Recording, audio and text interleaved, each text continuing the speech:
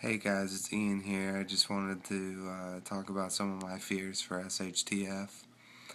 And I guess I'll get started with my first fear, which is civil unrest. And I'm worried about that because I've seen all the protests and I've seen the Boston bombings, and not as a first-hand witness, but I saw it on the news when it happened, and I saw Aurora, Colorado, and the shooting there on the news, and um, I saw how scared people got. People started buying guns like crazy, and people started buying ammunition like crazy, and I think that they're going to be, I mean, those people now, at least in my personal, my beliefs, that they're now a higher threat level, because they're going to now want our stuff. They're going to want, when all hell breaks loose, they're going to want what I got, and they're going to be the one knocking on my door. And I mean, if you don't know the guy 20 houses down or 30 houses down who's got all these guns and all like 2,000 rounds of ammunition, and you aren't best friends with this guy, he's going to be knocking on your door too. And he's going to want all your stuff. And that's kind of scary. And I mean, people who normally wouldn't have bought guns after that happened, they bought guns. And that's just, I don't know, to me it's kind of scary. But that, and I saw the protests, and when the 99% or whatever, the 1%, and I mean, that easily could have turned into riots or something. And I think that, that it's gonna happen, and the only one that knows is God. God's the only one that knows if any of this, if we should be prepping at all. He's the one that knows that if tomorrow is going to be the day that all this happens and we all get to use our gear. He's the only one that knows that. And I put my faith and my trust in him, knowing that if it's his will, that he'll protect me and my family, and let us use our skill set to the best of our abilities to help us and those around us. So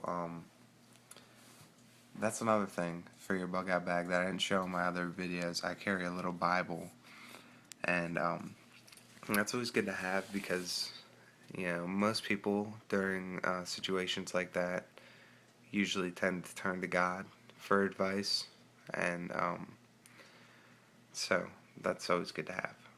But one thing that another thing that I fear is biological weapons, or weapons, well, not weapons, but a disease of any sort. And I fear that because we're probably gonna go to war with Syria. At least that's my opinion. And because we're so involved with everyone else's business, it's not even funny. But that could be a different discussion. But I think we're gonna go to war with Syria, and I think, all it takes is a packet of salt, or like a packet the size of salt packet that you get at McDonald's, to wipe out a population the size of like 25,000, 30,000 people. And I think we're well on our way to that, and Syria's got the largest stockpile of chemical weapons and biological weapons, and it only takes that much for like a sleeper cell to walk down the train station in New York and sprinkle that by the air vents or whatever, And so that's pretty scary. And I'm also worried, like, there's the bird flu. The strain of bird flu could change and be something 10 times worse that we don't have the cure for. I don't think we have the cure for bird flu at all, but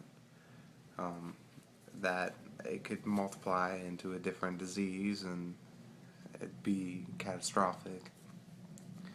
Just like the Spanish influenza. I mean, that killed more than, it killed millions of people, more than in World War One combined, World War One and World War Two combined. And so that's pretty scary. And so that's why, I don't have it in here, it's in my other bag, but I carry a little dust mask with me.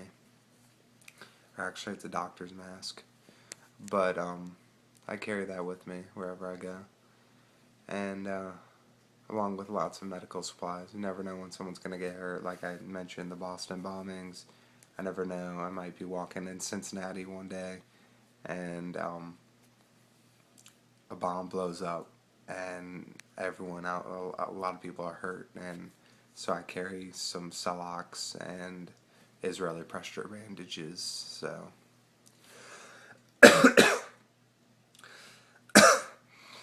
sorry, I'm fighting a cold right now, but so my throat is like really dry, but yeah, so that's why I prep. And yeah, I'm not trying to push my beliefs on you, but I think that everyone should have a prepping bag or bug out bag. So, maybe not so extensive as a 72-hour pack, but small little get home bag. And but yeah, that's just my opinion. But thanks for watching if you got through this whole video. But yeah, thanks. Signing off.